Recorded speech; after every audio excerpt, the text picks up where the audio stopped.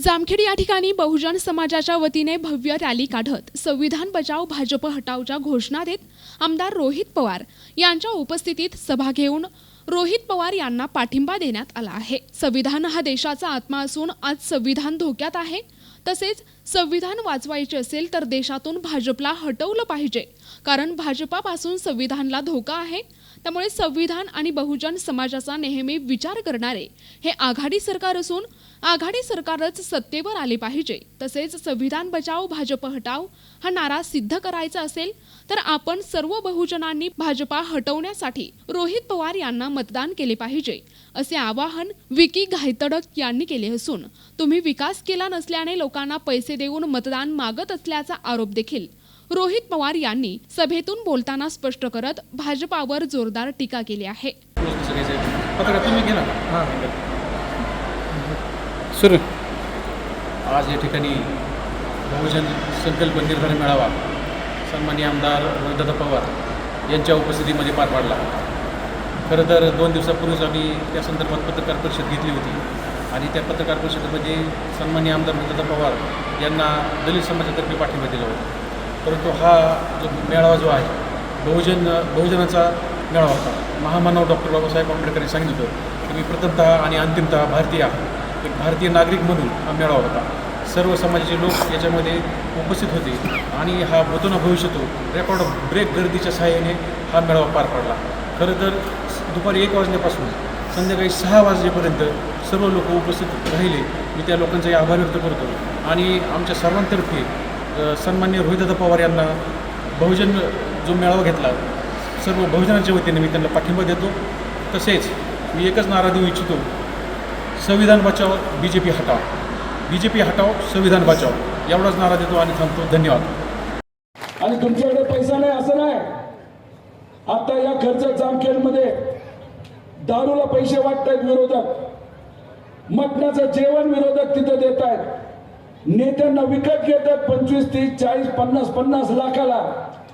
तुमच्या गाड्या तिथं चालू आहेत, तुम्ही मताला पैसे तिथं देणार आहे।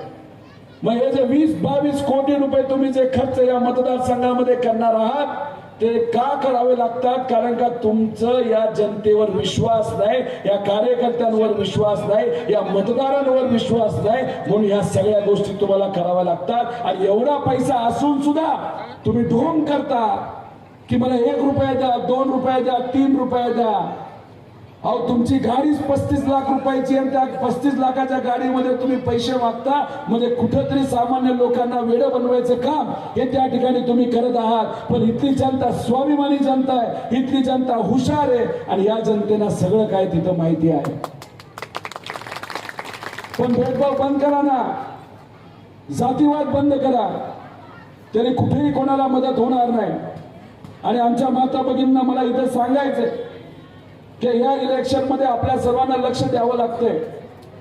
याच्यामध्ये जे भाजपचं सरकार आहे, मी आपल्या सर्वांना काही प्रश्न करेल। जेव्हा भाजपच्या एका नेत्याने विश्वरत्न डॉक्टर बाबासाहेब आंबेडकरांचा अवमान केला, तुम्हाला पटलं का ते? किती लोकांना पटलं नाही त्यांनी हात वर केला। भाजपच्या नेत्यांनी विश्वरत्न डॉक्टर बाबासाहेब आंबेडकरांच्या विरोधात बोलला, भाजपचा एक नेता सुद्धा तिथं बोलायला नव्हता। आपण जामखेड बंद केलं होतं, छत्रपती शिवाजी महाराजांचा अवमान झाला, भाजपने तिथं कुठेही काही विरोध केला नाही। तिथं महात्मा फुले, क्रांतीज्योती सावित्रीबाई फुले यांचा अपमान झाला, तरी सुद्धा भाजपचा कुठलाही नेता तिथं विरोध करायला नव्हता। का? कारण का त्यांना या महामानवांचे विचारच पटत नाही, म्हणून आतापर्यंत त्यांनी अप्रत्यक्षपणे त्या सगळ्या गोष्टीचा विरोधच केलेला आहे। अहो, जेव्हा दिल्लीला सावरकरांची जयंती साजरी करायची होती, एका बाजूला माता जिजाऊंचा पुतळा होता आणि दुसऱ्या बाजूला पुण्यश्लोक अहिल्यादेवी होळकरांचा पुतळा होता आणि सावरकरांचा पुतळा मध्ये होता। पण तिथे तुम्हाला हार तुरे लावायचे होते, म्हणून तुम्ही काय केलं तर माता जिजाऊंचा तुम्ही पुतळा बाजूला सरकून टाकला, पुण्यश्लोक अहिल्यादेवी होळकरांचा पुतळा तुम्ही बाजूला सरकवला। हे आम्हाला न पटणारा याचा विरोध आम्ही केला, पण भाजपच्या कुठल्याही व्यक्तीने तिथे केला नाही। अहो, संविधानाच्या विरोधात बोलतात, यांना संविधानचं काय पटलं नाही.